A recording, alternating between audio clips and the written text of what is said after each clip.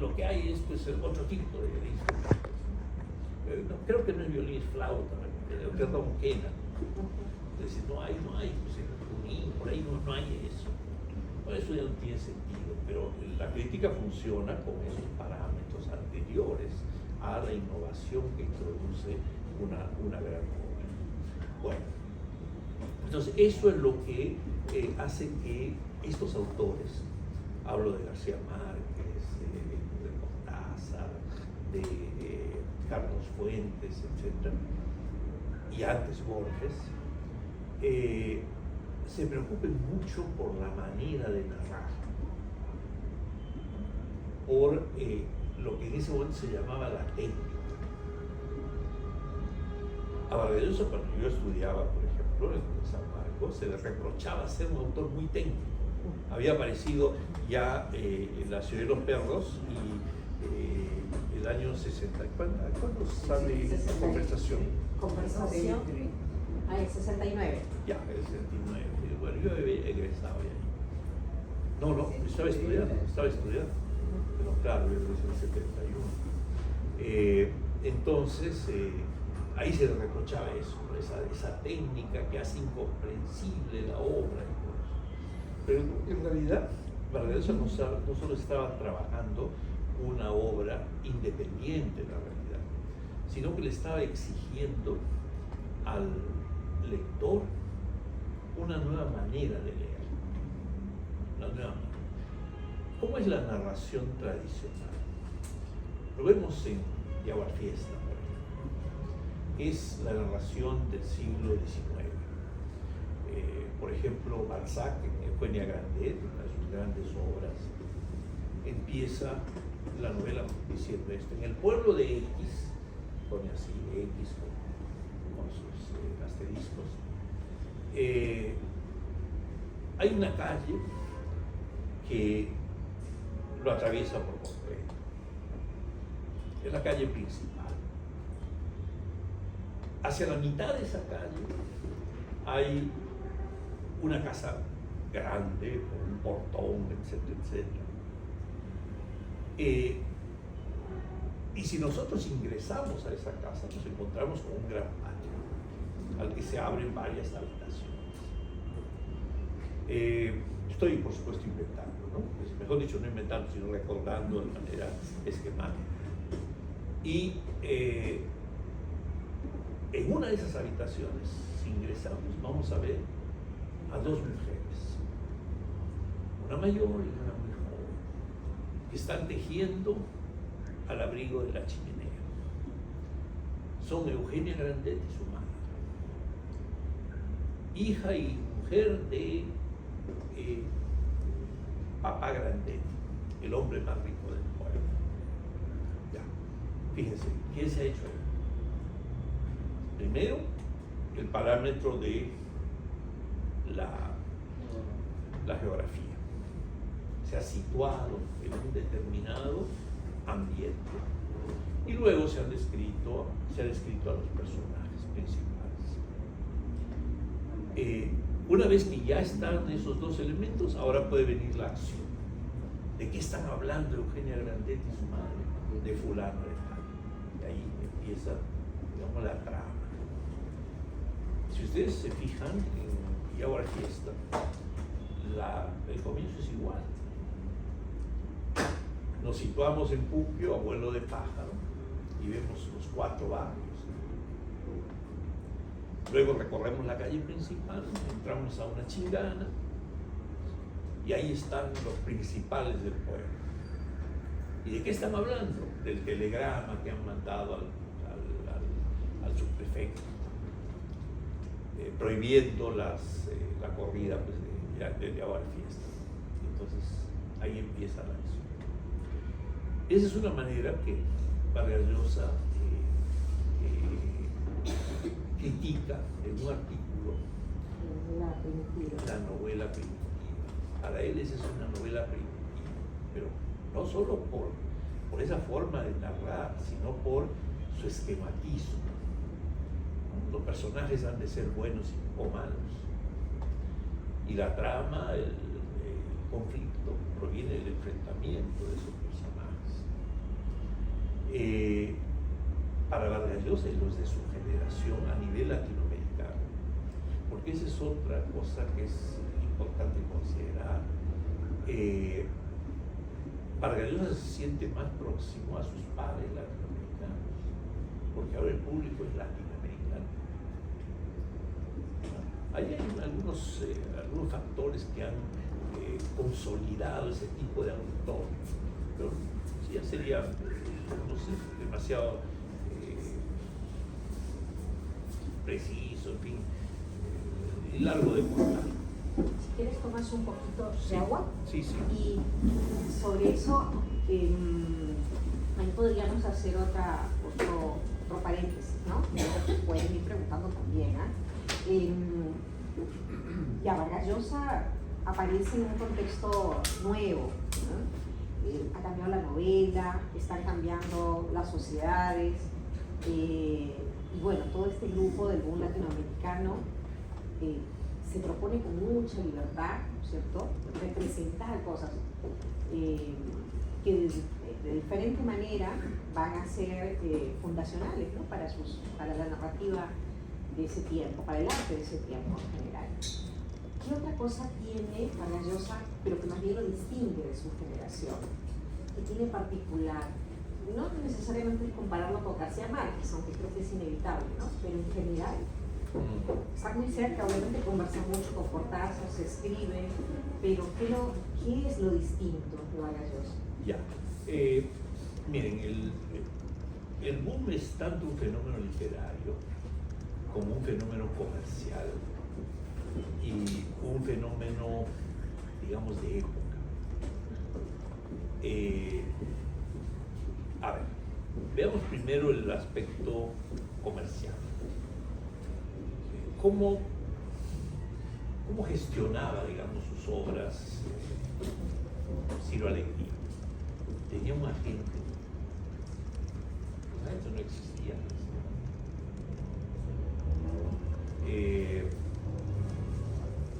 Él mismo tenía que ver dónde publicaba. Por ahí alguna editorial podía tener interés en esa obra porque había triunfado en el Perú, bueno, habría que publicarla en Argentina. Pero en la época Vargas Llosa ya había entrado al mundo hispánico esta organización de las agencias de representación. Entonces hay una presencia ahí que es inevitable mencionar, que es la de Carmen Balcells, esta barcelonesa que tiene su agencia y que organiza la vida de estos escritores. Se dice, por ejemplo, esto es como algo que no se puede confirmar porque Balcells no habló de esto, pero los que estaban cerca decían que ella había organizado, los había distribuido, ¿no? Por ejemplo, Cortázar tenía la Plaza de París, ¿no? Carlos Fuentes tenía la Plaza de México, Vargas Llosa tenía la Plaza de Barcelona. Pero no solo eso, sino que ella siempre organizaba encuentros no necesariamente literarios, sino amicales, porque la idea era que estos por separado valían, pero valían más juntos. Entonces hay muchas fotografías de estas reuniones, de los cuatro sobre todo, ¿no? De los cuatro más importantes. Y eso potencia, ¿no? Pero estamos en los años 60, y los años 60, como ustedes saben, son la década prodigiosa, ¿no? Es la de los Beatles, la de París del 68, etcétera, etcétera. Es una época extraordinariamente receptiva a lo nuevo. Piensen nomás en las... Los hippies también, claro. Sí, claro. Piensen, por ejemplo, en cine de cine feliz. Aparece el cine de autor. Pues ya había antes, solo que ahora es lista. Lo fantástico entra muy poco en su obra. Al otro lado, en el otro cuadrante, digamos, está García Márquez, ¿no? Que tiene el antecedente de Carpentier, ¿no? Carpentier habla del ¿cómo se llama? Lo de García Márquez es el realismo mágico, el otro es lo real maravilloso, ¿no? Es un poco distinto, pero es una manera de dejar entrar lo fantástico. Rulfo también, pero Rulfo es un poquito anterior, ¿no? Ahora, lo que pasa es que en el caso de Rulfo está más metido en una tradición que tiene algo de indígena mexicano, ¿no? O sea, una especie de animismo, digamos, de animismo, ¿no? En cambio, los otros es una formulación más intelectual, porque también Arguedas tiene ese pensamiento animista, por ejemplo, en Diamantes y Pedernales, ¿no? Es precioso. Que es una excelente obra, en que lo mágico, pero es lo mágico en el pensamiento tradicional, ¿no? En cambio, lo que hace García Márquez no tiene esas raíces, es otro tipo, es la fantasía del autor, ¿no? Que se lanza a crear un mundo diferente, independiente. Por otro lado está Carlos Fuentes. Carlos Fuentes es, por ejemplo, en La región más transparente, ¿no? Mezcla imaginación indígena con un realismo descarnado. Introduce un personaje mágico que casi recorre la historia de México, pero también hace un retrato de la burguesía enriquecida, ¿no? Después de la Revolución. Entonces es una mezcla también un poco diferente a la de los otros autores, y así, ¿no? Entonces cada uno es bastante singular, y esa es la generación más brillante que ha dado Latinoamérica, sin duda. Y todos son experimentales, todos son experimentales. Pero sí, más allá del realismo, creo que Vargas Llosa también tiene este afán reflexivo, ¿no? O sea, tiene más consciente sus recursos, y creo que también eso lo distancia, ¿no? Más allá también de cuestiones de personalidad, porque ahora que comentabas que la Balcells los juntaba, ¿no? Hay una novela larga, bueno, unas memorias en realidad larguísimas sobre la gente del boom, de uno de estos editores, ahorita se me va, no sé si es Eliseo Barral, no, se llamaba, bueno, se me ha ido, es un novelón sobre los años del boom, se llama. Y ahí cuentan que a Vargas Llosa Balcells lo presiona para que vaya a unas, no sé, los mexicanos dirían un antro, ¿no? Como unos, no sé qué sería, como unos cafés, no eran bares propiamente, pero en Barcelona, para que se encuentre con los demás, ¿no? Y incluso saben que los van a fotografiar, porque no sé qué evento había habido antes, qué sé yo, y Vargas Llosa va, pero no toma, entonces se burla, no es que no le gustara tomar, pero no quería tomar, porque estaba metido en un proyecto y la Balcells lo había sacado, o sea, para que socialice de alguna manera, ¿no? No sé qué problema había habido, y entonces querían otra vez verlos como bien, ¿no? A él, a Fuentes, porque había el chisme también de que no se llevaban bien, y entonces, bueno, Vargas Llosa, o sea, sí es parte del boom, obviamente se lleva bien con todos, hasta lo de México con García Márquez, ¿no? Pero tiene otra personalidad también. Sí. No sé si esto, ¿no? Yo no creo que ninguno de los otros ha escrito tanto ensayo como Vargas Llosa. Claro, es que lo que pasa es que también tienen algunos modelos que seguir, ¿no? En el Vargas Llosa temprano influye mucho la figura de Sartre, ¿no? Y Sartre es uno de los mandarines, es el típico intelectual francés que se proyecta sobre la sociedad. La sociedad francesa es muy abierta a ese tipo de personajes, o sea, idolatra a sus intelectuales. Entonces estos tienen un auditorio, pueden hablar y les escuchan. En América Latina esa tradición no existía.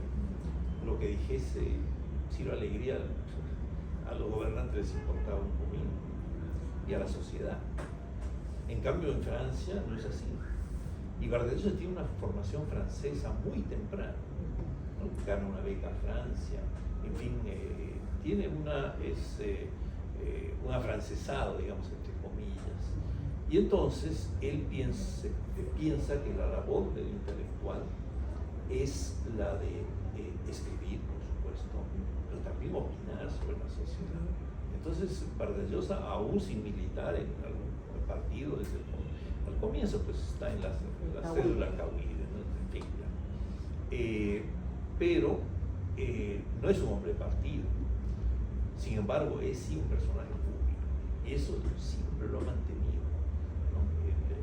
Ha dicho lo que ha querido, lo que ha pensado, no se ha cuidado. Hay una famosa filmación en que Vargas Llosa está en México hablando de la dictadura perfecta, que es la dictadura del Partido Revolucionario Institucional, del PRI, que en ese momento estaba en el poder. Que eran, pero súper criminales también. No, pero no, sino que eran una estructura de poder que era capaz de presentarse como el logro benéfico.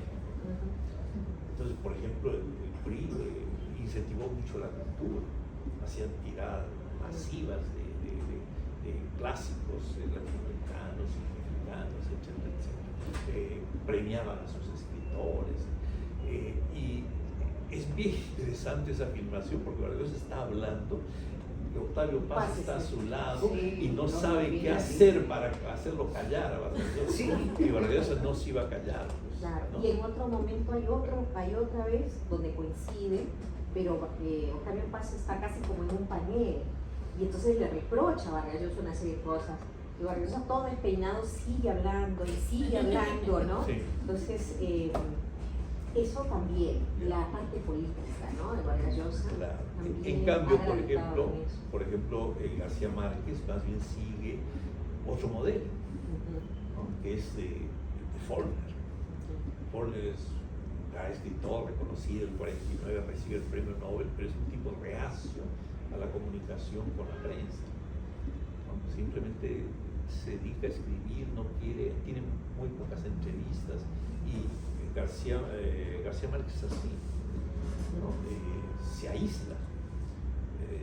Tengo una anécdota, cuando San Marcos le quiso dar el honoris causa a García Márquez, no se pudo comunicar con él, se sabía que vivía en México. Y eso que el rector de San Marcos trató de ubicarle a través de los cubanos, ¿no? Porque la única relación que mantenía relación de amistad era con Fidel Castro. Y entonces el rector de San Marcos, que era de izquierda, que sonrea, pues activó sus contactos con Cuba, y ni así. Y se negó, después de recibir el Nobel, García Márquez se negó a recibir cualquier otra distinción, ¿no? Ese es otro modelo en fin, se diferencian por personalidades, por formas de escribir, por, digamos, modelos literarios a seguir, y sobre todo por sus métodos de trabajo. Digamos, en un ranking de disciplinados e indisciplinados, por supuesto que en el lugar de honor de los disciplinados estaba Vargas Llosa. Pero eso también es parte de su historia personal. Él, cuando tenía 15 años, empezó a trabajar, a ganarse la vida. Y en un momento llegó a tener como 5 o 6 trabajos simultáneos. Entonces, es una persona con una capacidad increíble, hasta el final. Sí, hasta el final. Hasta que anuncie su retiro, porque ya no puede más, ¿no? Pero aceptaba todo. Si le pedían un prólogo para tal cosa, bueno, por supuesto era importante, ¿no? Aceptaba. Seguía con devoción a algunos maestros. También tengo una anécdota. Una vez el gerente de PEISA tenía un proyecto para hacer una biblioteca de ensayistas peruanos, ¿no? Y uno de los que iba a publicar era a Porras, ¿no? Y Porras fue maestro de Vargas Llosa y lo admiraba mucho a Porras. también le dio trabajo, porque pinchaba las crónicas, etc. Entonces fuimos a ver a Vargas Llosa, estaba acá en ese momento, se había venido, y nos dijeron 1 hora, pero se quedó 2 horas. ¿Y de qué hablamos? Estaba Alonso Cueto también, de Porras, de las anécdotas, y él ya contaba, pero se entusiasmaba, preguntaba por los otros discípulos de Porras, ¿no? Carlos Araníbar, Jorge Cuccinelli, en fin. Yo me acuerdo que le conté que Araníbar imitaba tanto a Porras que tenía tirantes y se ponía así, que esa era la actitud que tenía Porras. Cuando hablaba se ponía así con los pulgares, ¿no? Se rió Vargas Llosa, estaba feliz hablando de su maestro. Y en la literatura su maestro fundamental fue Flaubert. Entonces, y Flaubert fue maestro en las técnicas y también en la disciplina. Flaubert empezaba a escribir apenas anochecía y hasta las 6 de la mañana, todos los días. Y esa disciplina la mantuvo Vargas Llosa, que no es que Jessica dice, no es que no le gustara tomar, en realidad no tomaba Vargas Llosa. Bueno, tomaba vino, pero odiaba el pisco, por ejemplo, me parece una cosa sí, odiosa. pero era como remojar los labios. Ningún cóctel, ¿no? Eso lo recuerdo bien. Sí. En Francia coincidimos, Claro. Comía, eso sí comía, pero no era pues esos devotos de la comida peruana, ¿no? Que anda haciéndole propaganda. No daba la impresión, siempre fue bastante delgado. Y bueno, y esa anécdota que acá creo que no la he contado. ¿Te acuerdas que había una especialista alemana que nos hablaba de que había una iglesia, estábamos en Francia, en Reims, y había una iglesia alemana que tenía vitrales francesa, perdón, la alemana era Rita, no sé cuántos. La alemana decía que había una iglesia que tenía vitrales de Chagall, si no me equivoco, ¿no? Eso era lo que decía. Bueno, unos vitrales sí, me parece que eran de Chagall. No, de Chagall no eran, pero eran vitrales. Eran unos vitrales, pero eran de un artista, digamos, más o menos contemporáneo, en una zona que se podía ver. Pero hacía tanto frío que ella no había logrado levantarse antes de que comenzara el programa, porque estábamos en un homenaje a Vargas Llosa y el programa comenzaba a las 8 de la mañana, creo era, ¿no? La francesa que había invitado a todos era terrible. Entonces, ya levantarse a las 6 era un crimen, el frío no dejaba. Y así nos la encontramos en el desayuno y al día siguiente dijo, pero yo mañana abro las ventanas para despertarme. Entonces le preguntamos si había hecho eso, ¿no? Entonces ella dice que sí, pero a las 6:15, 6:30 creo, o sea, algo así, 6:15, 6:30, dijo, bueno ya, si lo voy a hacer ahora. Abrió la ventana y los ve a Patricia y a Vargas Llosa regresando de correr, ¿no? Rotando. Era la muerte. Y en la noche nos organizaron en unas mesas y entonces Vargas Llosa se turnaba para estar cada noche con algún grupo, ¿no? Y entonces justo la noche que nos toca a nosotros, Vargas Llosa se para y se va. Y entonces, pero Patricia, su esposa, nos dice, no sé, ya va a regresar o algo así, ¿no? Y entonces creo que no sé quién le preguntó, ¿y a dónde va? Dijo, va a dar los últimos toques a su artículo para El País, porque él lo tenía que mandar, lo manda a las 10 o 10:40, creo que no sé. La cosa es que él volvió antes de las 10 y nos acompañó un rato, ¿no? Pero esas son las imágenes que tengo, ¿no? Y también otra muy bonita fue, una de las actividades fue hablar en una universidad francesa, y en una universidad pública, una universidad con un grupo grande también de gente de izquierda, donde Vargas Llosa sabía que no iba a ser bien recibido, pero ahí estaba, ¿no? Y a nosotros nos llevaron, pero no nos llevaron desde un comienzo, entonces fuimos como a esperarlo, y de ahí nos fuimos, creo que al ayuntamiento o algo así. No me acuerdo bien. Ya no te acuerdas bien, pero yo sí me acuerdo mucho de esto, que cuando llegamos, los estudiantes le decían todo, él preguntaba y él seguía contestando. Pero cómo había estado la cosa, que Vargas Llosa tenía el mechoncito este despeinado, ¿no? Pero él seguía y las autoridades de la universidad se sentían incómodas porque se veía que lo estaban atacando un poco. Pero Vargas Llosa, cuando alguien quiso evitar una pregunta o que contestara algo, no recuerdo bien, Vargas Llosa dijo no, que lo dejen, ¿no? Y esa por ejemplo, esas imágenes las recuerdo mucho, ¿no? O sea, el tipo sabía que, o sea, que no iba a caer bien, que no iba a gustar, que estaba en un espacio donde le iban a dar un doctorado honoris causa, pero ahí estaba él, ¿no? Diciendo lo que tenía que decir. ¿Y terminó bien? Sí, terminó. Porque en realidad eran objeciones así, digamos... No pasó a más.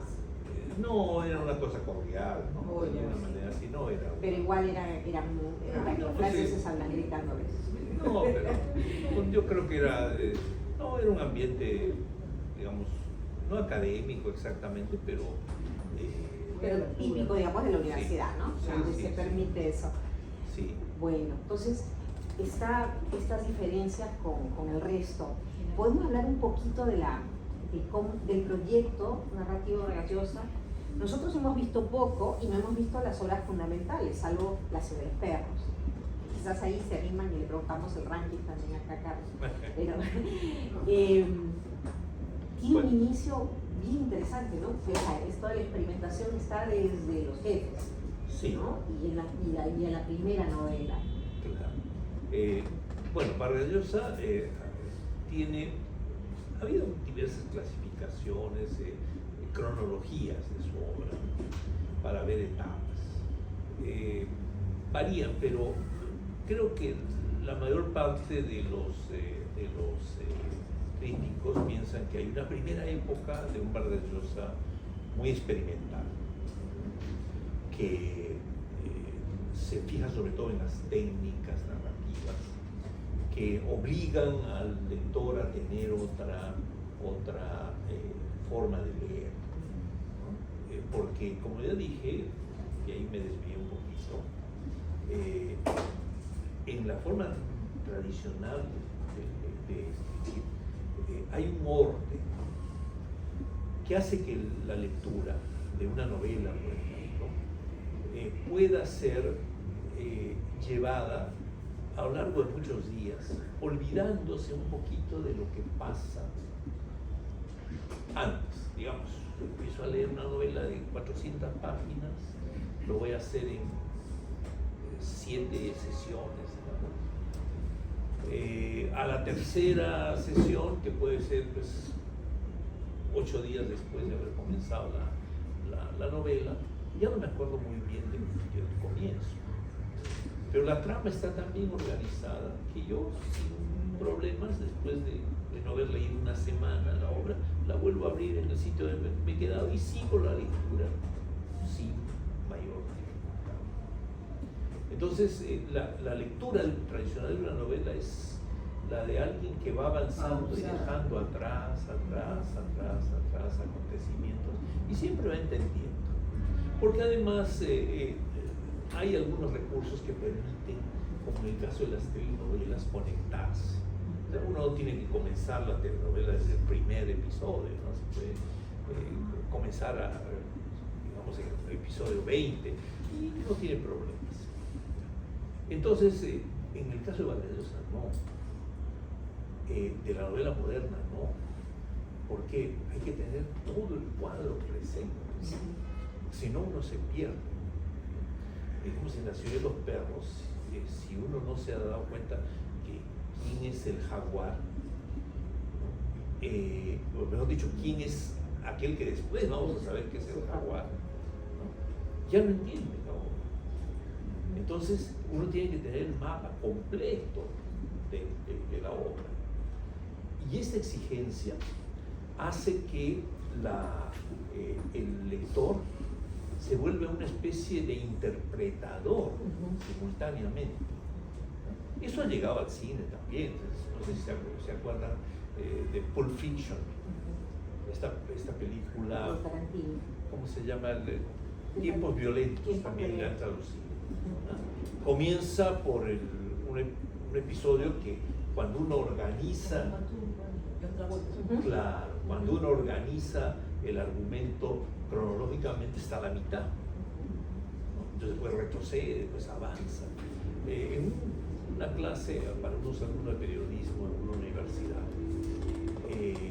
para hacer una reseña, un modelo de reseña, yo traje el guión de Pulp Fiction y también les dije, alquilen la película y a ver, vamos a hacer una reseña de esto. Una parte de una reseña es contar parte del argumento. Miren, los alumnos no tuvieron ningún problema. ¿Por qué? Porque las técnicas se han asimilado. O sea, la influencia de estos escritores ha sido tal que nos han enseñado a leer de otra manera. Ya no tenemos problemas en empezar por la mitad, de empezar por el final, tener que organizar el argumento. En cambio antes nos daban todo bien organizadito. Entonces, eso es muy importante, porque una de las cosas que hace el arte es ampliar las fronteras de la sensibilidad de los espectadores. ¿No? Les pongo un ejemplo, aunque me detenga un poco en esto. Hay un autor holandés, Piet Mondrian, un pintor. Es un pintor característico por unas obras en las que hay cuadrados, hay rectángulos de diversos colores, planos. Entonces, sí, cuadraditos, etc. Todo bien ordenadito. Entonces, en una clase yo les reí de eso y les dije, a ver, ¿qué opinan de esto? Y uno dijo, se parece al diseño de mis sábanas. Qué bonita sábana. Claro. Y yo le dije, sí, pero sí, no solo de las sábanas. Yo he visto diseños parecidos de papel para pared, de cerámica, de platos, tejidos. Pero fíjense, si un autor hubiera presentado esto hace 120 años, hubiera dicho que es un loco. Y si alguien hacía unas sábanas con esto, hubiera dicho que eso es absurdo. Pero ahora nos parecen bonitas, las sábanas son bonitas. Claro, ese papel de pared es bonito. Claro, nos han ampliado la sensibilidad, han hecho que veamos que hay belleza más allá de los cánones del siglo XIX y antes. Entonces, eso es lo que ha hecho la novela de la generación de Vargas Llosa. Nos ha enseñado a ver las cosas de otro modo, ¿no? Claro. Por eso la influencia de Vargas Llosa va a ser permanente. No es un autor que cuenta cosas interesantes, nada más. Es un autor que ha educado nuestra sensibilidad, aunque no nos hubiésemos dado cuenta. ¿No? Eso es un punto muy, muy importante. Otras cosas. Perdón, creo que quedábamos en esto de las etapas, ¿no? Sí. Me quedé Sí, hay una etapa experimental. Una etapa experimental. Incluso ¿Y hasta dónde? Hasta conversación. No. Hasta conversación en la catedral. Conversación en la catedral. Y cada vez va complicando más sus técnicas. ¿No? Incluso en un momento, por ejemplo, experimenta también con el lenguaje en los cachorros. ¿No? Entonces hace oraciones agramaticales, digamos. ¿No? Yo estábamos, no yo estuve, sino yo estábamos. ¿Para qué? Para que ese yo se convierta en un conjunto, ¿no? En un grupo, etc. A la manera en que Cortázar utiliza el lenguaje que él llama glíglico en Rayuela. Bueno, en fin. Pero yo he leído alguna declaración de Vargas Llosa sobre La Casa Verde que a mí me parece una novela extraordinaria, mejor incluso su Conversación en la Catedral, en que dice que él, creo que insistí demasiado en la técnica, porque ahí trabaja pues eso de los diálogos simultáneos, ¿no? Los vasos comunicantes que llaman. Entonces un personaje dice algo y el otro le contesta desde 10 años atrás. ¿no? En fin, ese tipo de cosas que en un momento desconcertaron al lector, ¿no? Incluso el lector presentaba resistencias, después ya se acostumbró a eso. Entonces hay esa primera etapa experimental. Y de repente aparece la tía Julia. La parte autobiográfica. No solo eso, sino que la gente vio eso como una concesión al público, ¿no? En el otro caso exigía al público y ahora se plegaba a los gustos del público.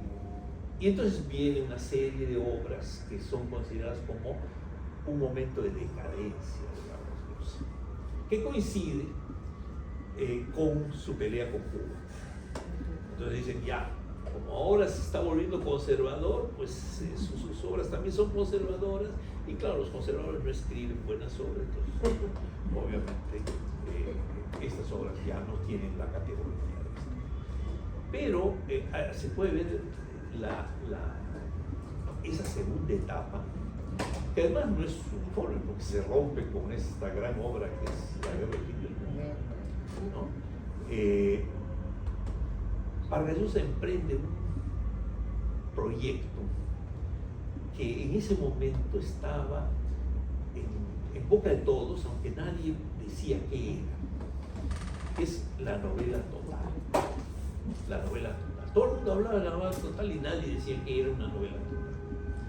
Y en Historia de un deicidio, que es la tesis doctoral cambiada, por supuesto, ¿no? Para aligerarla y hacerla incluso en algunos sentidos más compleja, sobre la obra, sobre 100 años de soledad. Entonces ahí él habla de la novela total y dice cosas muy, muy interesantes. ¿Qué es novela total? Primero, la novela gigantesca, la parte del tamaño. Es una novela con muchos personajes y muchas acciones. Pero también dice una cosa que es bien interesante y que está en Cervantes. La novela total es la que puede capturar a todo tipo de público. En Cervantes, en el prólogo del Quijote, que es un prólogo novelado también, un personaje le dice al autor, supuestamente, le dice que haga una novela que pueda entender el necio y el culto, y que cada uno goce la obra como puede, según sus capacidades. Los episodios graciosos, otro verá los conceptos profundos, etc. Entonces, Vargas Llosa también dice eso, ¿no? Una de las grandes cosas de 100 años de soledad es que captura a todo tipo de público. Cualquiera puede leer esa obra, ¿no? Desde un casi analfabeto hasta una persona muy culta, y cada uno sacará de ahí lo que puede, ¿no? Lo que puede. Pero además, la novela total es la novela que reúne a los géneros. De ahí también el modelo es Cervantes.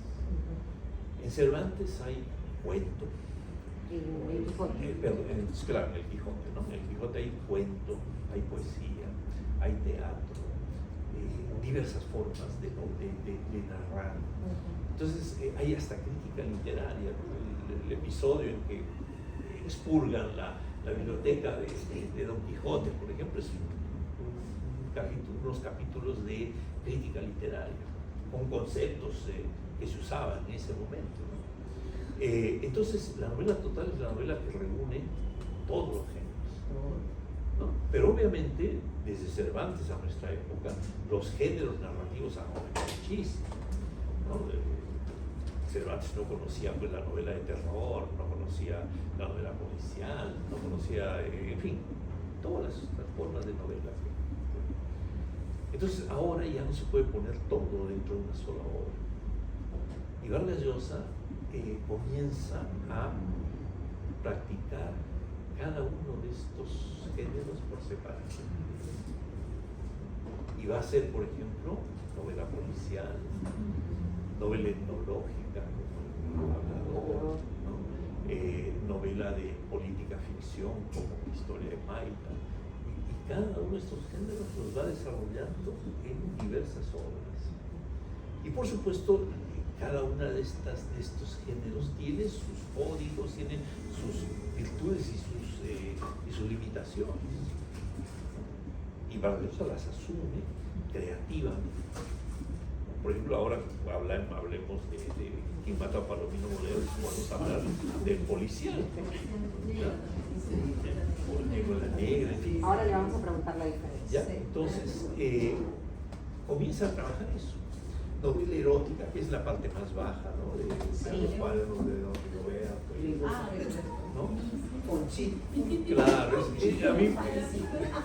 a mí me parece que todas las obras de Vargallosa tienen un nivel bastante alto, ¿no?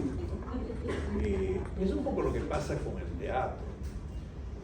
Por ejemplo, el teatro peruano es tan malo, digamos, que las obras de Vallejo destacan. Es decir, los hermanos Colacho, La Tira Cansada, ¿no? Incluso los bosquejos que dejan, son mucho más interesantes que todos los autores teatrales hasta ese momento en el Perú, ¿no? Entonces, yo diría, por ejemplo, La Fiesta en Chile. Ya quisiera un país latinoamericano tener una novela como esa. Pero claro, frente a la guerra del fin del mundo o a otras obras, esa validez. No es que sea mala, sino que es una gran obra, pero frente a una montaña, pues, todo el mundo es pequeño, ¿no? Entonces, ese es el proyecto de Vargallosa, ir agotando cada una de las posibilidades de la novela, ¿no? Y siempre innovando, o sea, no repitiendo el esquema, ¿no? Entonces ahora sí podemos hablar de quién mató a Palomino Molero, ¿no? Le traigo mi café y ya. Sí.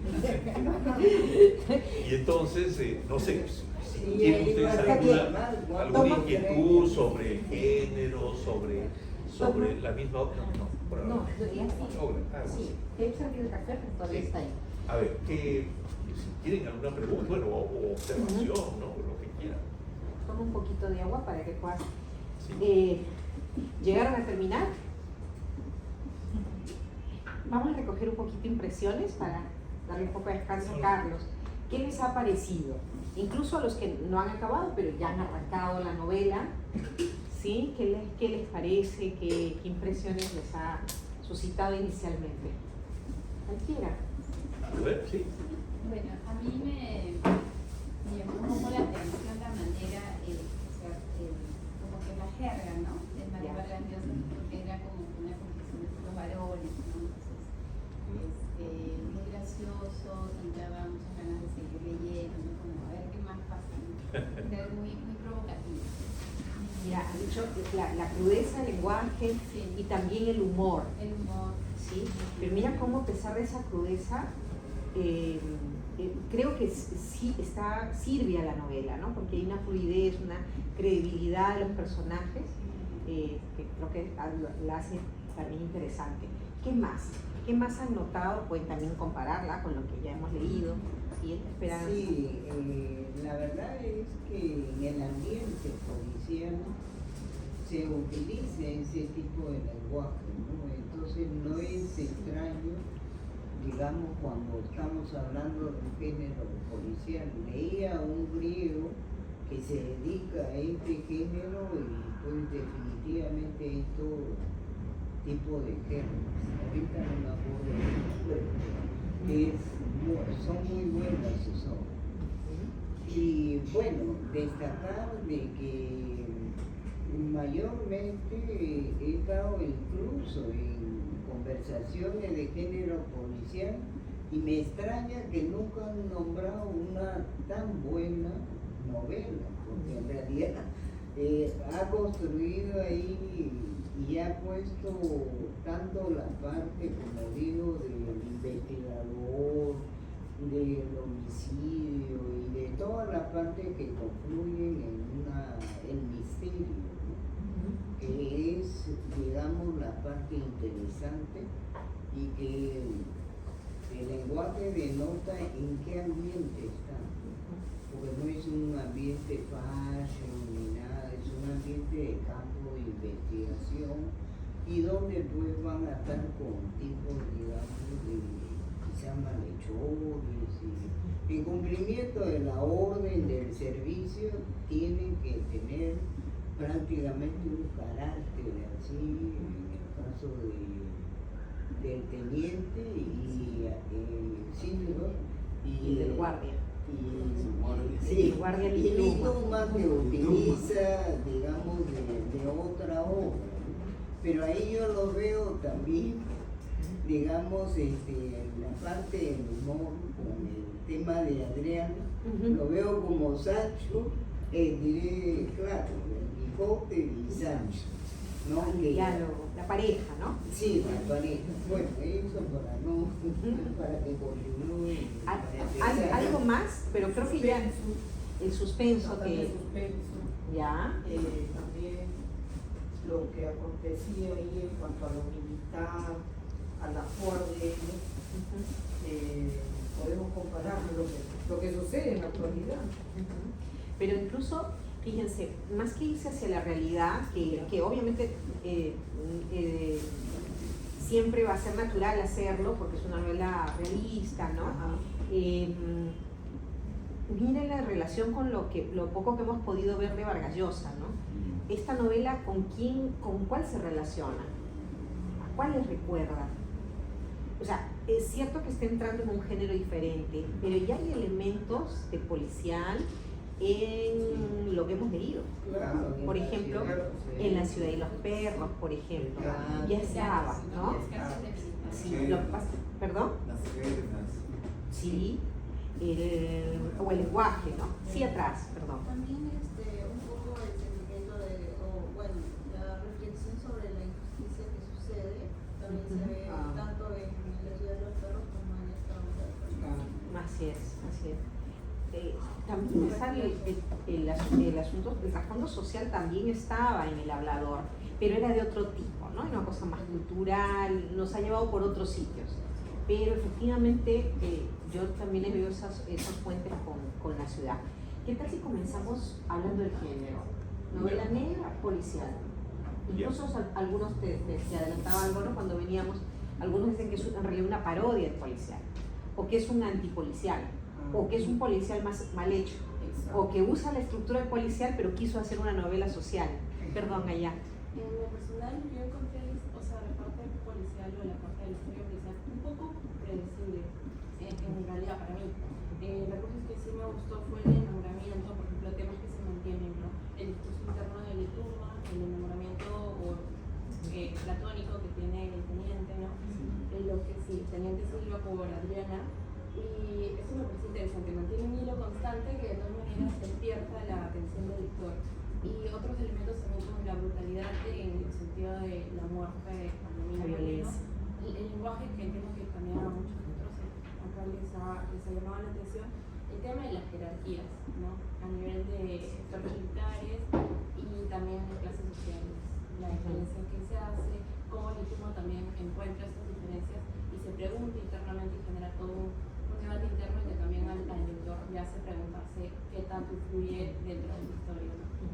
Claro, no tenemos solo un hilo narrativo, ¿no? O sea, en paralelo hay otras cosas que están pasando que no tendrán tanto desarrollo, pero que le dan otra dimensión justamente a la historia, hacen que no sea un policial típico, ¿no?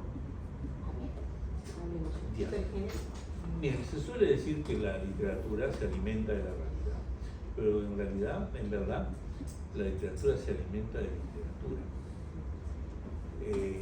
Es decir, ve a sus predecesores, tiene maneras que adopta a partir de sus predecesores.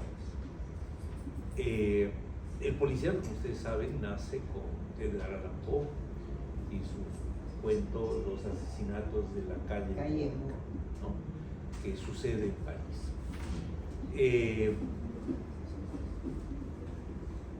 Pero Poe es tan inteligente, tan perspicaz, ¿no? Y perspicaz que se da cuenta que el policial no solo es el tema, sino el policial es la estructura.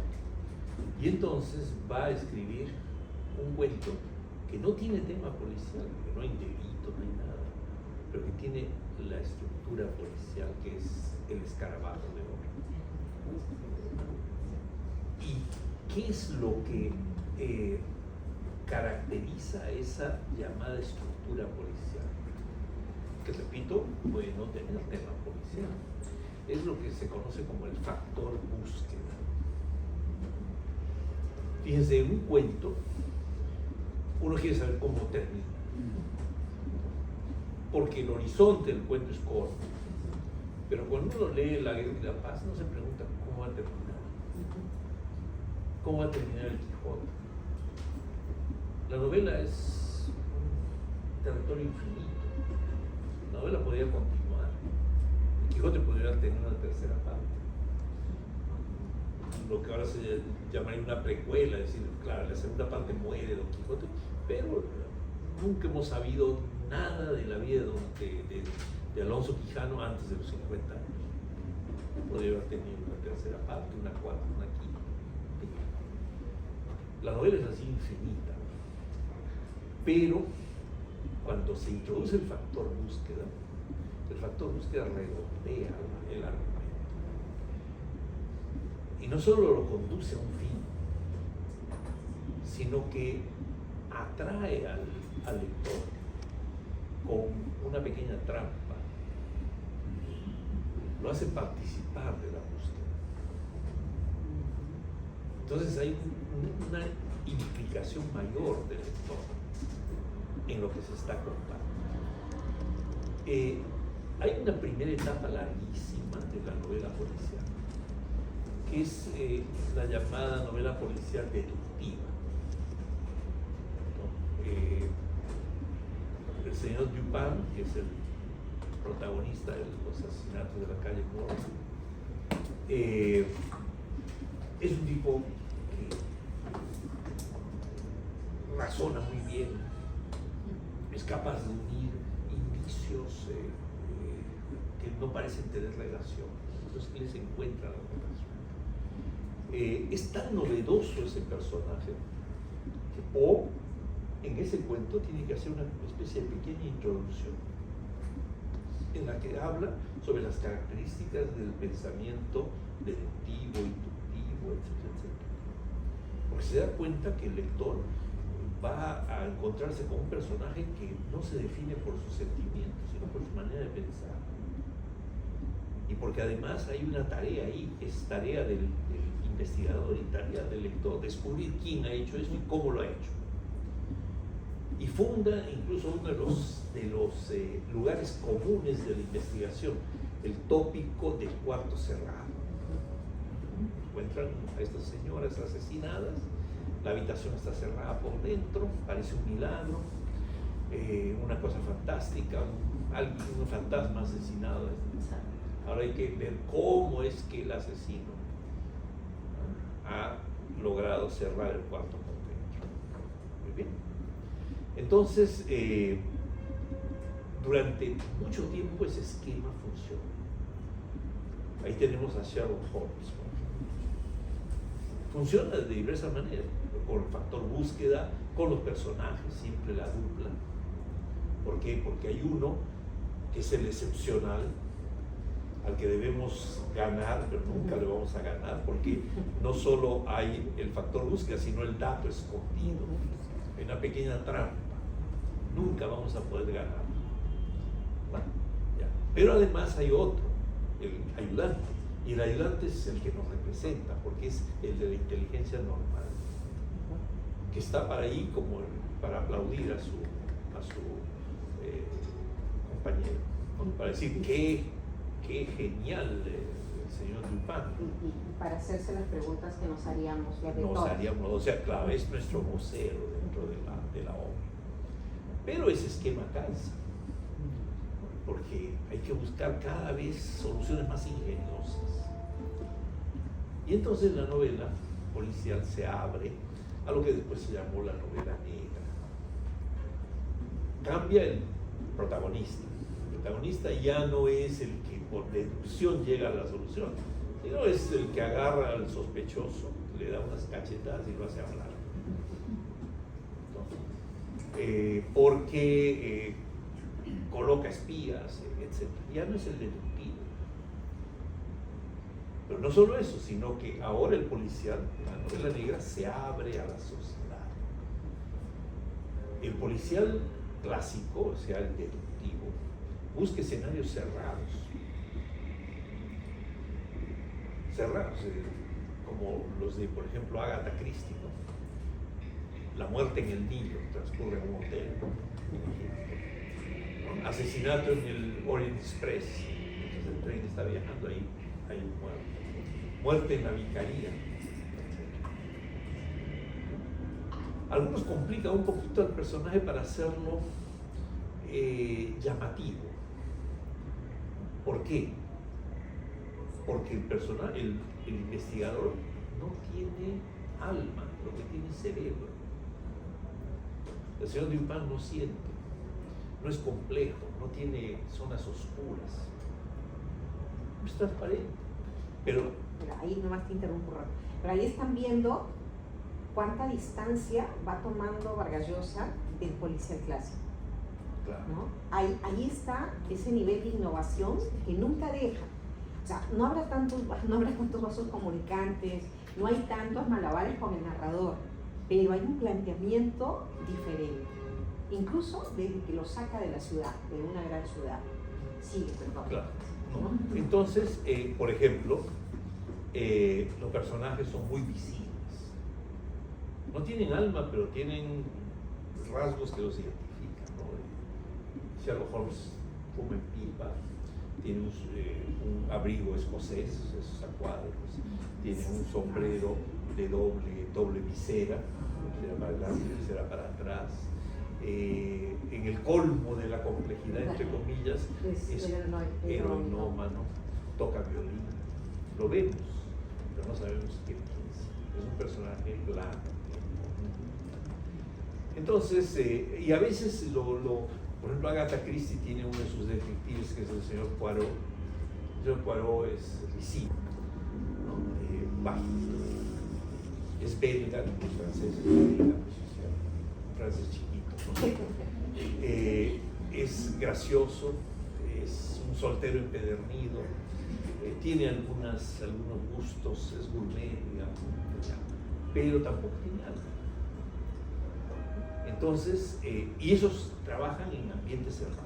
Pero la novela negra se abre a la sociedad. ¿Por qué el detective es violento? Porque la sociedad es violenta. Y esa novela negra también deriva hacia la novela psicológica. Y ya la solución no es lo más importante, sino lo más importante es ¿por qué? ¿Por qué mató? No quién mató, sino por qué mató. Pero la novela policial negra o clásica lo que hace es encontrar el resultado. Si no, no tiene sentido. Pero eso también es la debilidad de la novela policial, tanto la negra como la clásica. No se puede volver a leer a menos que uno lo olvide. Porque ya está el misterio resuelto. ¿Qué vamos a leer? ¿Qué nos va a aportar? En cambio, una novela uno la puede leer a los 20 años, a los 30 y a los 50 y cada vez va a tener una lectura distinta, va a descubrir algo nuevo. El Quijote, ¿cuántas veces he leído el Quijote?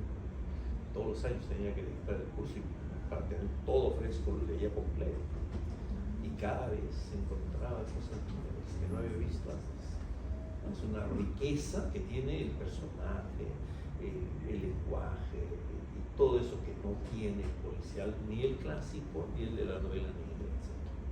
Entonces, con todos esos elementos, Vargas Llosa va a trabajar en Mata para la Memoria. En algunos casos, se da el lujo de usar el esquema tradicional de los dos personajes.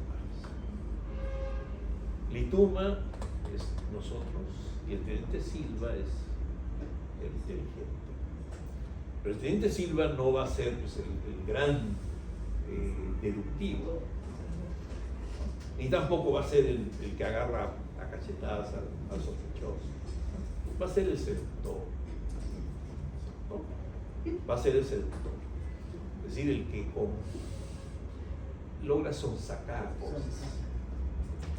Les habla bonito y logra que el coronel Mintró se confiese. El teniente. El teniente. Las escenas con el teniente Dufaux son Sí. excepcionales. Claro. O sea, ahí La vemos, chica.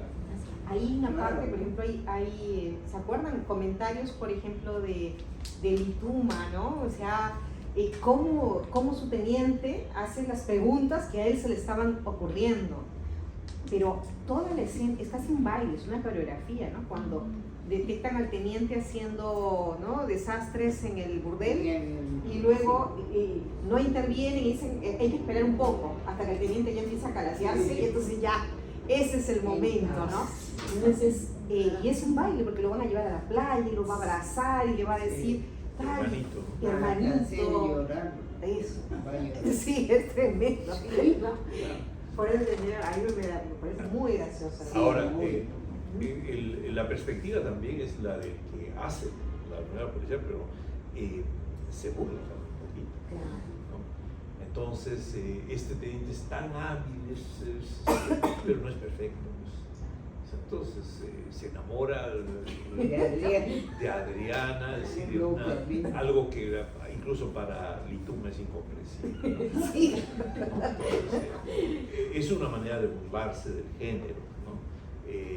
Porque claro, uno utiliza lo del pasado, pero también lo está superando, ¿no? Y de alguna manera esto es un poquito ya visible en esta época. Pero digamos, las innovaciones que introduce Vargas Llosa tienen que ver, por ejemplo, con la resolución. A la mitad de la novela ya sabemos quién mató a Manuel Noriega. O sea, eso ya no importa. Entonces, ¿qué es lo que importa a partir de la mitad? Saber por qué. Pero ahí viene otra innovación. Nunca sabemos por qué lo matan. O sea, la certeza y la solución no se da en esta novela. En realidad no. No sabemos si la chica está mintiendo. Exacto. ¿No? O que tiene la enfermedad, Claro. ¿no? Su padre le desilusión. Delusión, ¿no? Le dicen la delusión, o sea, las fantasías. Claro, o si Mintró está, ¿no?, mintiendo, si Mintró le ordenó a Dufaux o lo engañó para que hiciera eso. Y combina como otros elementos que provienen de otro tipo de narración, ¿no?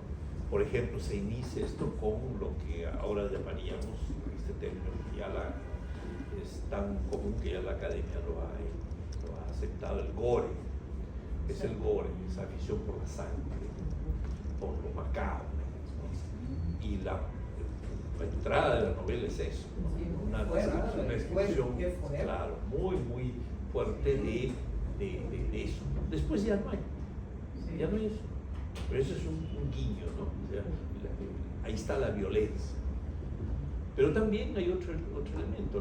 La obra transcurre en un ambiente más amplio que en un lugar cerrado, ¿no? Incluso Pero, en dos sitios. claro, claro. No, y también en dos localidades, ¿no? Porque la mamá de Palomino vive en ¿cómo se llama esto? Donde vivió Manuelita Sáenz. Amotapio. Claro. Y también Amotapio lo construye porque viene de Amo, ¿no? Itape. Quizás. No, ahí lo describen. Claro, Ahí lo describen, sí. ese juego es fantástico y la introducción del humor frente a algo tan grotesco. Claro. No, entonces, perfecto. Pero, digamos, es una mezcla, ¿no? Y esa mezcla es nueva. Sobre todo, fíjense ese final. Pero también, como digo, los escenarios son ya no cerrados, un poco más abiertos Urbanos. ni urbanos, pero además eso es una especie de resumen del Perú. Entonces no solo se fija en la solución, sino, entre comillas, explica. En realidad una novela no explica, ¿no? Pero sitúa las cosas en un contexto que nos permite entenderlo, ¿no? Y eso es una cosa muy difícil de hacer, ¿no? Hay ahí, por ejemplo, racismo, clasismo, El poder también. claro, el Mal uso, digamos. sí, el poder, la censura social, ¿no? Etc. Entonces, con todo eso, hace una novela que, fíjense, yo que he sido aficionado a la novela policial, claro, la anterior, ¿no? Apenas encuentro algo parecido. En realidad, no hay algo parecido. No. O sea, esa obra que parece menor, en realidad es una obra innovadora Esa, y que tiene una calidad, como digo, que ya quisieran otros autores. De hecho, es la mejor novela policial que se ha escrito en el Perú. definitivamente. Y ha habido acá muchos aficionados. Bueno, sí. Pregunta, ¿quién fue el guía? O sea, Mario Vargas Llosa, ¿de quién siguió de estas novelas policiales? ¿Fue su mentor? No un mentor, pero ¿O de quién? Él cuenta que cuando estaba como bibliotecario del Club Nacional, lo que leía eran novelas eróticas porque había una colección inmensa de novelas francesas. Pero nunca ha hablado de que le hayan gustado las novelas policiales. Más bien, él el cine. Yo encontré una declaración de él Sí. donde señala que sí, que más bien veía, pero sí veía películas policiales. Que no leía novela policial, pero sí veía películas policiales. Muy poco lo que se dice, ¿ah? Y luego en otro momento dice que hay un punto de partida real. O sea, hubo un crimen, Claro. pero él ya después lo transforma en otra cosa, ¿no? No era un crimen notable ni nada. Creo que tiene que ver con la escena de No, lo violencia. habían archivado. Entonces él le da ya la parte inventiva, la pone claro. de un hecho, parte de un hecho Real, sí. y lo demás ya es ficción. Ujú. la segunda novela policial, o el segundo cuento, es más largo que los asesinatos de la calle Mor, es el caso de Marie Roger, escrito por Poe también. Y él, el narrador en la introducción, dice que se basó en un caso real, pero no ocurrido en París, sino en Nueva York. Ahora, los asesinatos de la calle Mor, ¿por qué ocurren en París? Si Poe nunca estuvo en París, prácticamente no salió de Boston. ¿Por qué París? Porque el policial tiene una dificultad para situarse en un espacio al que hay que describir. Y como yo les dije, la literatura se alimenta de literatura. Nueva York o Boston no eran literarios en ese momento. ¿Por qué? Porque el lector, si le dicen Boston, tiene que imaginar Boston y eso es más difícil. Pero si le dicen París, todo el mundo quiere conocer París. Y de hecho todo el mundo conoce París. Entonces Poe sitúa sus dos cuentos policiales en ese lugar. Entonces se exime de tener que describir. Y entonces todo se centra en el descubrimiento del culpable. Volviendo a la pregunta, yo creo que es evidente que Allan Poe es una presencia ahí, ¿no? En la novela, digamos, pero creo que a nivel estructural. Y lo demás es también un conocimiento de Vargas Llosa del ambiente, del lugar, ¿no? O sea, estamos volviendo a un territorio que él ya conoce. Y creo que también, no sé, bueno, ahí ya podría especular, ¿no? El situarlo en un ambiente rural le da pie para que podamos, no sé, presentar a los personajes de otra manera, ¿no? Todos conversan, o sea, son personajes pintorescos, que nos llevan a otro tono, ¿no? No es el tono de un policial, no queremos de alguna manera concentrarnos en el caso, pero terminamos esperando que aparezcan cada vez más los personajes, porque los personajes son interesantes, son deliciosos, son graciosos, o sea, le dan como la humanidad al texto. Y eso es lo que algunos dicen, pues, que es una novela híbrida en el fondo, porque no te permite meterte solamente en el arco narrativo, digamos, del policial, ¿no? También escoge, me parece, un lugar a nivel provincia o más chico, porque pueblo chico, infierno grande. Entonces de ahí una cosa que se ve se multiplica más y uno lo va transformando, en fin. Entonces creo que eso le da una riqueza especial. Se imaginan más cosas de lo que Y sobre todo cuando yo he trabajado en Piura, pues la gente, es decir, se desvive, es charlatana. le encanta hablar de Y a veces no necesariamente la verdad, porque mucha fantasía para hablar. Bueno, eso es otro tema de la novela, ¿no? A otro nivel, la verdad, ¿no? ¿Qué es la verdad en una sociedad, digamos, tan corrupta, ¿no? Tan abusiva, tan prejuiciosa? También está cuestionando otras cosas que un policial más bien asume, ¿no? O sea, no están en discusión. El policial está ligado en sus inicios a lo urbano. Y la razón es muy sencilla, ¿no? Si en una aldea hay un asesinato, al día siguiente todo el mundo sabe quién lo mataron, porque todos se conocen. No hay misterio. El misterio viene de la masa, donde el individuo se pierde, donde cualquiera puede ser el asesino. Pero Vargas Llosa decide usar un ambiente más bien campestre, digamos provinciano, y utilizar ese conocimiento de quién mata, más bien para difuminar la verdad. Porque fíjense qué cosa es el lugar donde sucede, donde están Silva y Lituma. Es un hervidero de rumores. ¿No? Entonces ya no es que en una aldea matan a alguien y todo el mundo sabe quién es el asesino, no se necesita investigar, todo el mundo conoce la vida de todos, sino más bien acá, al contrario, la provincia sirve para que los rumores enturbien la realidad. Entonces, con eso trabaja Vargas Llosa. Pero Vargas Llosa no es ajeno a la provincia. Lo que pasa es que sus dos primeras obras transcurren en la ciudad, y concretamente en Miraflores, toda la ciudad de los perros, bueno, en parte de Miraflores, ¿no? ¿Cómo se llama? Los cachorros, ¿no? Pero fíjense, la Casa Verde transcurre en ambos lados de la geografía peruana, en la selva.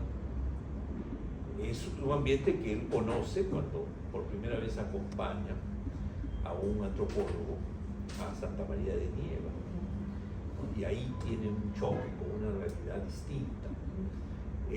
Pero Vargas Llosa no tiene problemas para enfrentarse a una realidad que él no conoce. ¿Por qué? Porque adopta el método de Flaubert, la famosa libretita de Flaubert. Flaubert comienza a escribir unas novelas un poco así vagas. No de París, de la ciudad, sino de lo alto. No, unas novelas alegóricas, ¿no? De las tentaciones de San Antonio.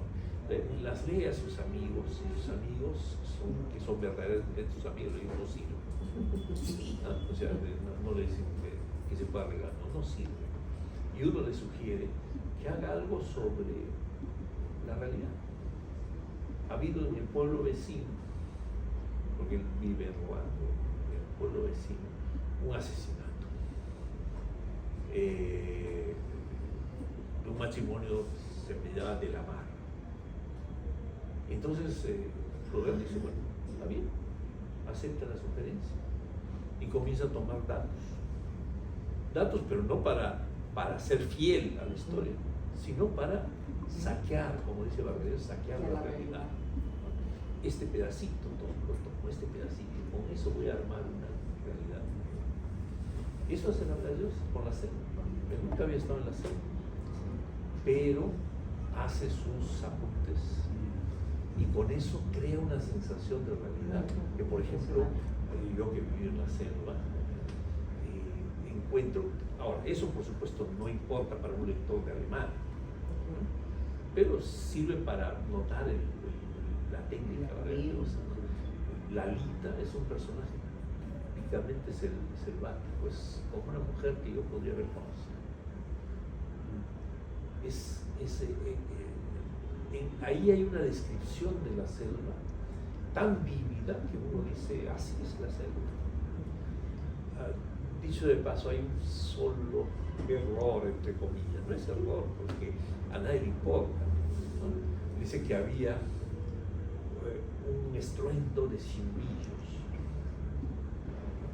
o sea, da la impresión de que son pájaros, ¿no? Un cimbillo no es un pájaro, es una fruta.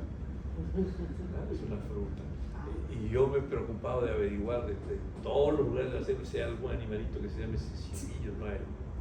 ¿No? Entonces tomó el dato, le gustó el nombre, pero se equivocó. Pero no importa porque... Igual lo nombra y da la búsqueda ya. Nadie se va a preocupar de eso, ¿no? Ya ha fundado la realidad, es como Guy de Maupassant, el gran autor realista francés, describe una bandada de pingüinos que está volando, que cruza el horizonte. Hasta aparece por Claro, eso no importa, ¿no? Él nunca había visto un pingüino, o lo habría visto, pero no sabía si volaba o no. Y lo hace una bandada, pasa por ahí. Pero, en fin, esas cosas hay. Entonces, él tiene, por ejemplo, esa incursión en la provincia, en la Casa Verde. Y bueno, y acá en Piura, ¿no? En Piura, pero... Que sí la conocen. Claro, pero también, por ejemplo, es capaz de hacer una novela como La Guerra del Fin del Mundo, que transcurre en Brasil.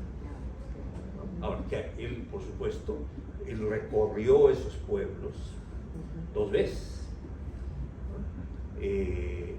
Y lo que hace es crear una sensación de realidad, ¿no? Utilizando el lenguaje.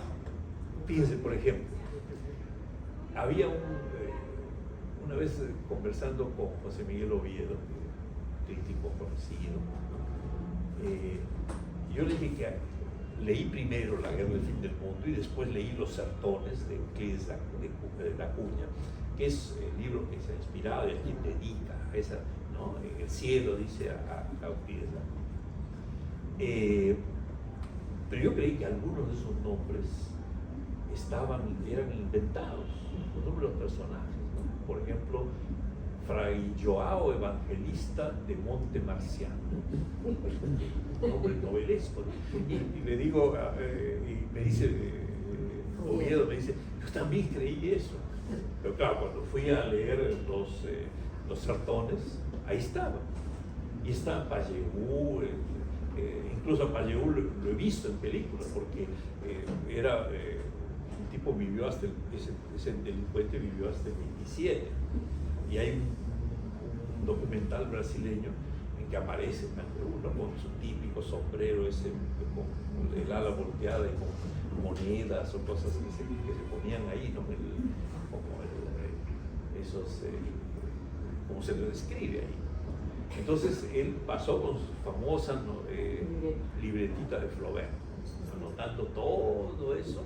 ¿Y qué hace Vargas Llosa? Para darle sabor a eso, algunos términos los traduce, pero otros no los traduce, los pone en su nombre portugués. Por ejemplo, a ver, João Grande, no dice Juan Grande, pone João Grande, pero hay otros nombres que sí los traducen. Lo mismo pasa con las plantas. Yo me doy el trabajo de buscar cómo son estas plantas y hay algunos que tienen correspondencia perfecta con el castellano. Pero él, y por supuesto que lo sabía, pero no traduce. ¿Por qué? Porque quieres crear un ambiente en el que el lector se meta y quede atrapado.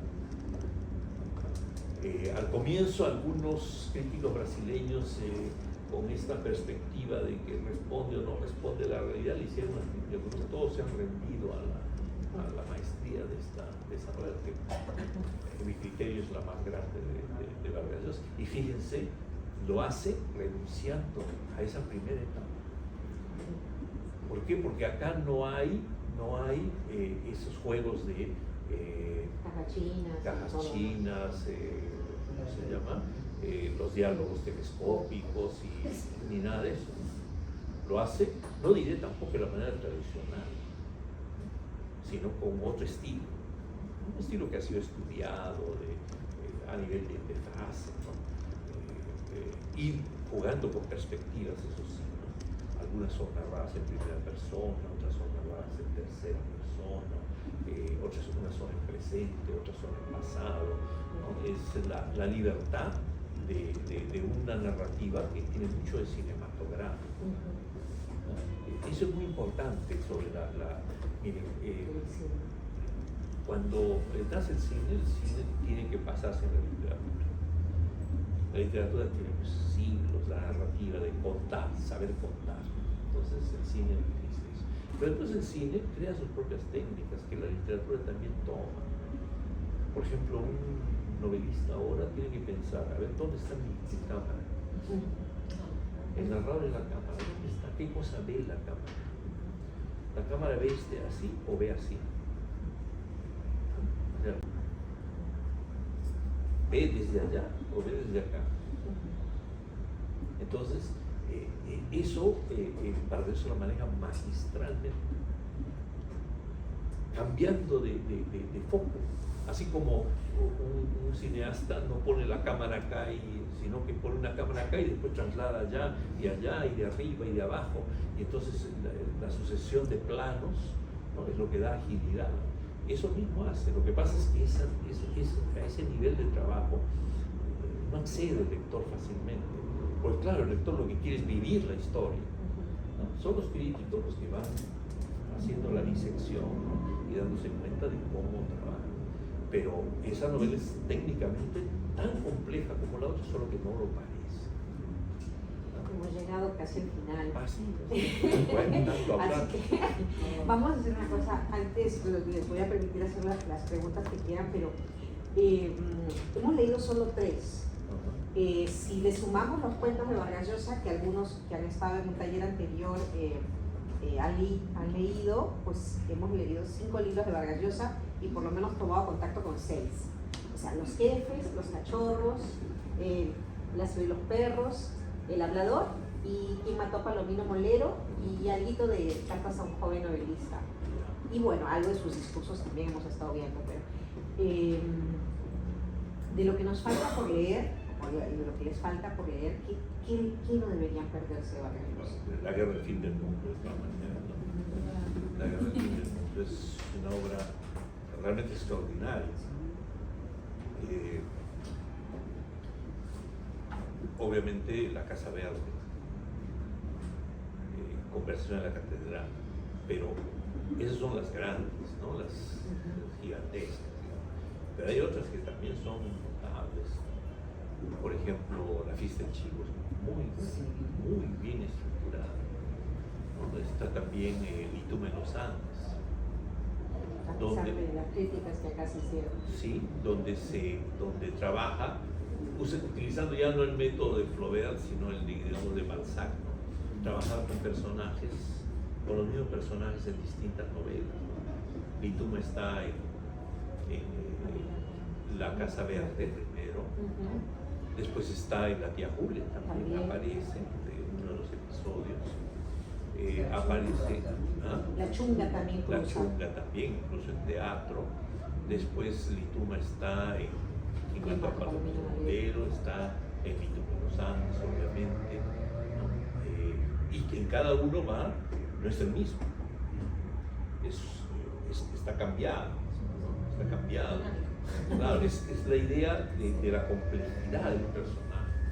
O sea, si leemos Litume en los Andes, no podemos imaginarnos cómo ese señor, ese policía que es tan jovial y todo, ha podido ser el marido de la selvática y haberla dejado de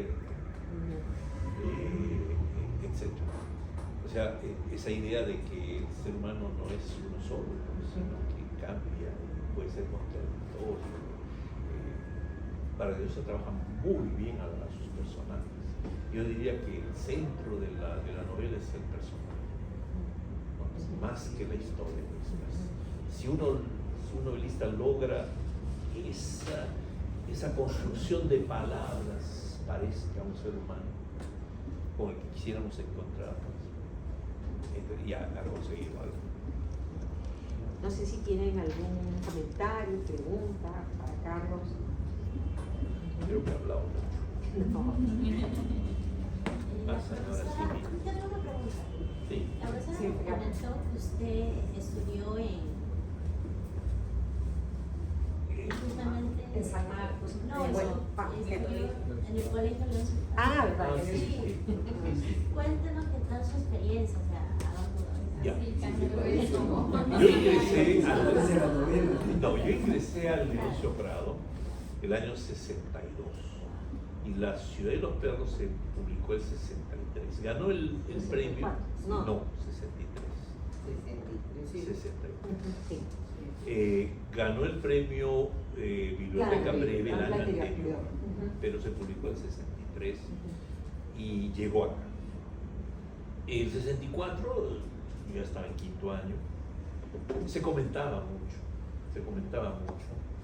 y se establecían sobre todo las diferencias, porque el colegio posiblemente hubiese sido muy parecido antes al que se refiere Vargas, pero hubo un cambio a partir del año 62 cuando entró de director el coronel Artola, coronel todavía, que fue ministro de Velasco después, que ya como general de división. Y implantó una disciplina férrea que hizo que todo eso cambiara. Por una anécdota. Lo primero que nos dijeron cuando entramos nosotros, cuando todavía ni siquiera teníamos uniformes, que lleváramos un candado, porque los roperos tenían candado. Pero nunca lo utilizamos, porque el primer día que llegó Artola, dijo, este no es un colegio de ladrones. Así que no tienen por qué poner candado. Y efectivamente, no hubo ningún robo de prendas. ¿Por qué? Porque los oficiales podían perfectamente abrir los roperos y revisar. Y se acabó. Artola votó como a 50 o 60 por lo menos de cadetes de quinto año, los expulsó por cuestiones como maltratos a los cadetes de nos implantó una disciplina férrea durante 2 años, ¿no? Y cambió eso. Y el colegio recuperó un poquito lo que era un colegio secundario. Yo me acuerdo que después conocí a bueno, de hecho había un cuartel oficialmente, pero nosotros nunca veíamos soldados salvo en la entrada, porque vivían lejos, ahí detrás, nunca los veíamos. Entonces ya, eso se comentaba. Y salió por esa época una novela de señor Buendía, que quería hacer una contestación a La Ciudad de los Perros, una loa, se llama la séptima sección, malísima por supuesto, ¿no? Pero tuvo como 2 ediciones. Yo por ahí la tengo. Y que era una loa a las supuestas virtudes de la disciplina militar, etc. ¿no? La disciplina en el mal sentido del término. Entonces, ahí, en el año 63, se supone que hubo una famosa quema de libros, ¿no? Que fue inventada, porque en 63 y 64 no hubo nada, no tenía sentido quemar ahí en la cocina, ¿no? Se hubiera tenido que ser una cosa pública, y salió la noticia de que había sido una cosa pública, falsa. Yo le pregunté después a un historiador que era de la promoción de Vargas Llosa, Juan José Vega. Le digo, oye, ¿qué pasó con eso? Me dijo, yo creo que ha sido Escorza, Manuel Escorza, que Era un publicó buen- la un primera buen marque- edición. Era un buen marquetero. Buen marquetero. Publicó la primera edición En peruana Populibros. de la Casa de la Verdad de Populibros. Entonces, para levantar la venta, él hacía cualquier cosa. Entonces inventó esta noticia. Pero Vargas Llosa la creyó al comienzo. Al final ya no repetía eso de que habían quemado sus libros. Porque no había testigos, en realidad. No había nada. Nunca hubo nada de eso, ¿no? Algunos dicen que lo que hizo Escorza, aunque tampoco hay prueba gráfica, es llevar unos cuantos papeles ahí cerca del colegio, porque el colegio tiene unos muros larguísimos, y ponerse, prender fuego y tomarse una foto. Pero no hubo. Yo se lo dije a Vargas Llosa una vez acá ¿cómo se llama? En la universidad, en el auditorio. En la cultura, ¿cómo se llama? No, en el Corihuasi. Corihuasi. Eso fue en Miraflores.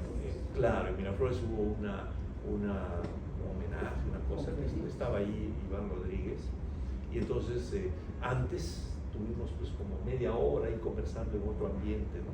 Y ahí comentaron eso, y yo le dije a Rosa, sí, me dijo, sí, eso no existió. Y otros lo habrán dicho también, porque Vilela, por ejemplo. Ya no lo sé. No, pero Vilela te entrevistó a ti. Sí, pero también entrevistó a otros, ¿no? Ya. Entrevistó a otros. Y entonces ya él se convenció de que no había sido. Pero claro, Vargas Llosa ya no estaba acá en el Perú, así que no sabía eso. ¿Algo más? Yo he visto una entrevista de Vargas Llosa posterior al Nobel, donde en España creo que es, y le dice, ¿y tú cómo te llevas con los militares? Algo así, y él dice, sí, en un principio me llevé mal porque quemaron mis libros, pero ahora después que ganaba el Nobel me han llevado al colegio militar y me han hecho un homenaje. Sí, O sea, él lo daba como concierto que había como Todavía. todavía quizás, ¿no? Todavía ahí, pero